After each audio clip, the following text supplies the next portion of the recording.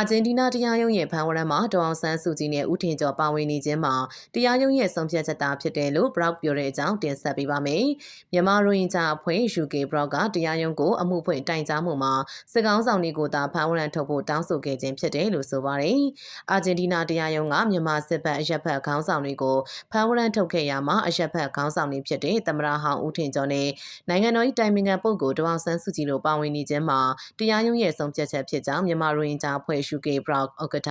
ဦးထွန်းခင်ကပြောပါတယ်။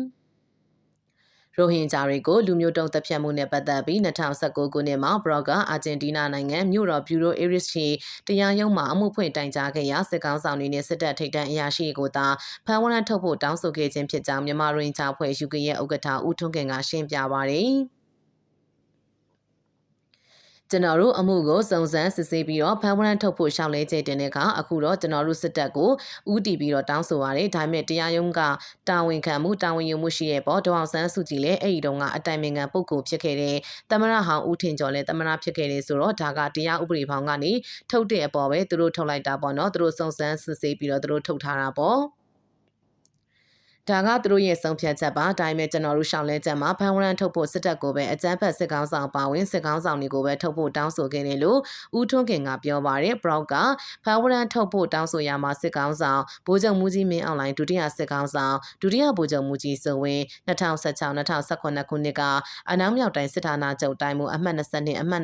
33အမှတ်89တပ်မမှုတွေနဲ့တရင်မှုတွေပါဝင်ကြောင်းသိရပါတယ်။အာဂျင်တီးနားတရားရုံးကဖေဖော်ဝါရီလ23ရက်မှာထုတ်ပြန်တဲ့ဖမ်းဝရမ်းစာရင်းမှာမြန်မာစစ်တပ်ဘက်မှ22ဦးနဲ့အရက်ဘက်မှ3ဦးစုစုပေါင်း25ဦးပါဝင်ကြောင်း Brock ရဲ့ထုတ်ပြန်ချက်မှာဖော်ပြပါတယ်။ဖမ်းဝရမ်းထုတ်ပြန်လာမှုကရိုဟင်ဂျာတွေပေါ်လူမျိုးတုံးတပ်ဖြတ်ခြင်းနဲ့လူသားမျိုးနွယ်ပေါ်ကျူးလွန်တဲ့ရာဇဝတ်မှုတွေကျူးလွန်ရမှာမြန်မာအရက်သားနဲ့စစ်ဘက်ခေါင်းဆောင်တွေကိုအာဂျင်တီးနားတရားရုံးကစုံစမ်းစစ်ဆေးမှုရဲ့အစိပ်ပိုင်းဖြစ်တယ်လို့ဆိုပါတယ်။အဆိုပါဖမ်းဝရမ်းထုတ်ပြန်မှုမှာအရက်ဘက်ခေါင်းဆောင်နိုင်ငံတော်အတိုင်ပင်ခံပုဂ္ဂိုလ်ဒေါအောင်ဆန်းစုကြည်ပါဝင်နေမှုမှာရိုဟင်ဂျာလူမျိုးတုံးတပ်ဖြတ်မှုတွေနဲ့ပတ်သက်ပြီးအပြည်ပြည်ဆိုင်ရာတရားရုံး ICJ မှာတွားရောက်ခုခံပြောဆိုခဲ့မှုစစ်တပ်ကိုအကာအကွယ်ပေးပြောဆိုခဲ့မှုတွေကြောင့်ဖြစ်နိုင်ကြောင်း Brock ဥက္ကဋ္ဌဦးထွန်းခင်က၎င်းရဲ့အမြင်ကိုပြောပါတယ်။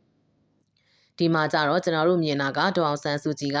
ICJ မှာတွားပြီးတော့ကမ္ဘာတရားရုံးကိုတွားပြီးတော့ခုခံတာတွေရောတခြားကိုစစ်တပ်ကိုအကာအကွယ်ပေးပြီးတော့ပြောပြတာတွေရောကြည့်ပြီးတော့လုပ်တယ်လို့ထင်ပါတယ်လို့ဆိုပါတယ်။ Brock အဖွဲ့ကကမ္ဘာလုံးဆိုင်ရာတရားစီရင်ပိုင်ခွင့်နဲ့အာဂျင်တီးနားတရားရုံးတို့2019ခုနှစ်မှာအမှုတင်သွင်းခဲ့တာဖြစ်ပါတယ်။အာဂျင်တီးနားတရားရုံးရဲ့ဖမ်းဝရမ်းကလက်ရှိစစ်အာဏာသိမ်းခေါင်းဆောင်မင်းအောင်လှိုင်နဲ့စစ်တပ်ထိပ်တန်းခေါင်းဆောင်တွေပေါ်များစွာဖိအားဖြစ်လာနိုင်မှာဖြစ်ပြီးလက်ရှိຫນွေဦးတော်လှန်ရေးစစ်တပ်အမြင့်ဖြတ်ဖယ်ရှားရေးတို့အတွက်လွန်စွာအားကောင်းတဲ့အလားအလာရှိကြောင်းဦးထွန်းခင်ကသုံးသပ်ပါတယ်။စစ်ကောင်ဆောင်မင်းအောင်လှိုင်ကို2024နိုဝင်ဘာ29ရက်မှာနိုင်ငံတကာရာဇဝတ်ခုံရုံး ICC ရှိနေချုပ်ကာရင်ခန်ကလည်း ICC ကဖမ်းဝရမ်းထုတ်ဖို့အမှုဖွင့်တိုင်ကြားထားပါတယ်။ ICC ရုံးတော်ကစစ်ကောင်ဆောင်မင်းအောင်လှိုင်ကိုဖမ်းဝရမ်းထုတ်ပြန်ဖို့စီရင်ချက်မချသေးတော့လဲအခုအာဂျင်တီးနားတရားရုံးရဲ့ဖမ်းဝရမ်းထုတ်ပြန်မှုကအလိုလျောက်ဖမ်းဝရမ်းထုတ်ပြန်ဖို့အစပြုမှုဖြစ်ကြောင်း Brock ကဖော်ပြပါတယ်။စစ်တပ်က2021ဖေဖော်ဝါရီလမှာအာဏာသိမ်းကလေးကစစ်တပ်ကဒေါအောင်ဆန်းစုကြည်ကိုဖမ်းဆီးတရားစွဲဆိုထောင်ချပြီးသူမဘယ်မှာထားရှိရဲဆိုတာကိုစစ်ကောင်စီကလွဲလို့